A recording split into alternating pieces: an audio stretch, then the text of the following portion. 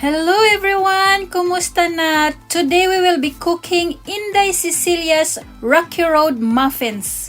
Here are the ingredients.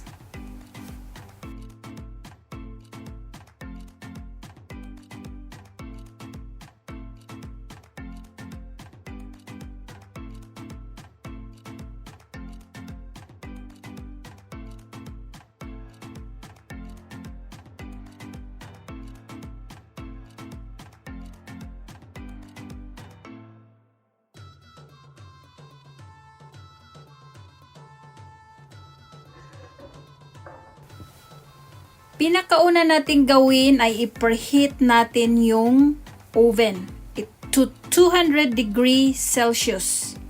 Kailangan preheated yung oven. Then, we have to mix the dry ingredients. So, this is the flour. Then, we add the sugar, the baking powder, and the cocoa powder. Haluin lang natin to.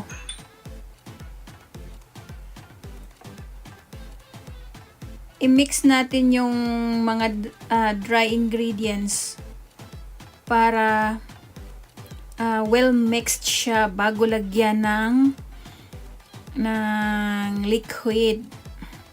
Yan. Mix lang.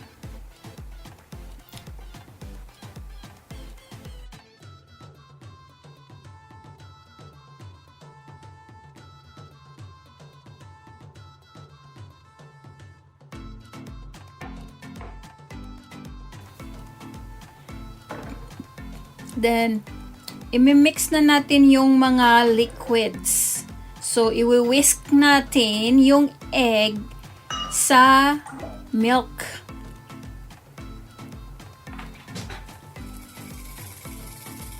Whisk lang hanggang sa medyo mag-blend na yung egg sa milk. Then, we will add a melted butter.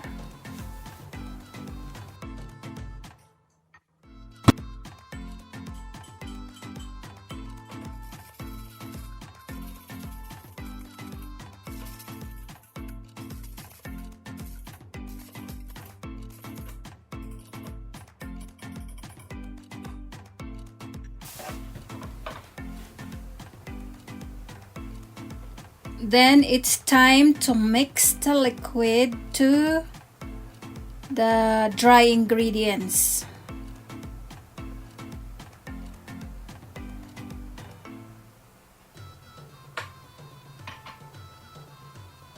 Fold in.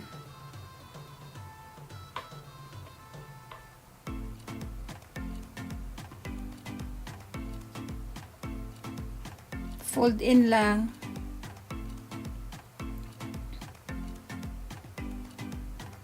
Itong muffins, hindi siya ganun kahirap compared sa cakes.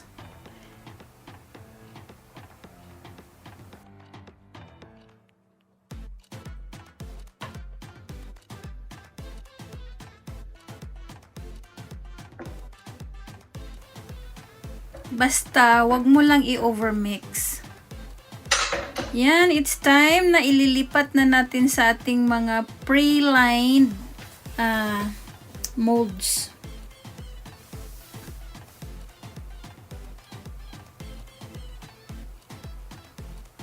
Halfway para malagyan ng chocolates chips. Halfway. Huwag mo nang ipunuin.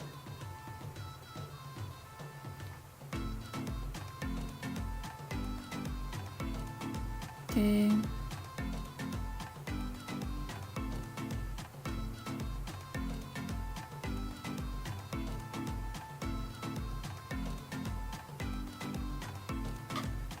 Then, lagyan natin ng mga chips, chocolate chips.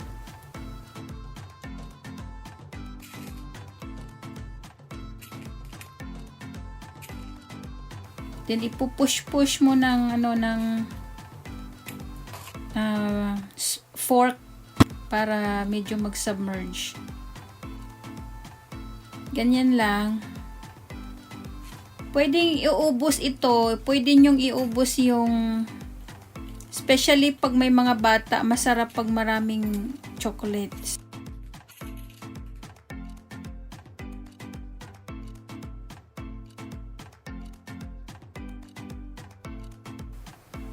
So, add the other half.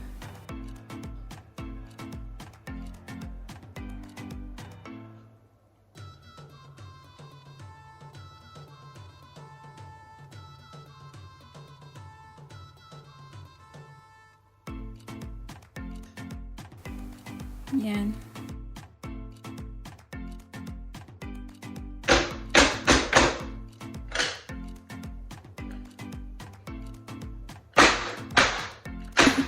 Kailangan tap mo para medyo yan, magli-level sila. So, lagyan na natin ng nuts.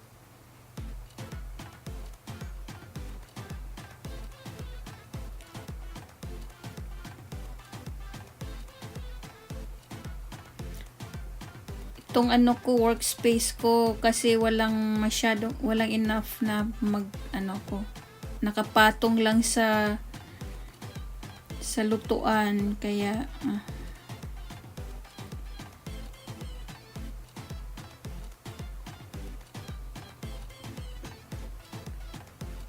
okay, so ilalagay na sa oven, na preheated oven.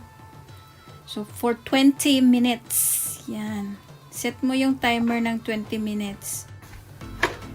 It's time to check it with the cocktail stick. Pag kailangan, pag dry na yung wala nang sasama, it's ready!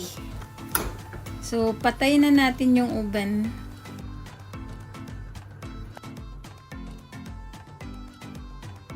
So, that is our Yndai Cecilia Rocky Road muffin. So, patikman ko na sa sa taga-tikim ko.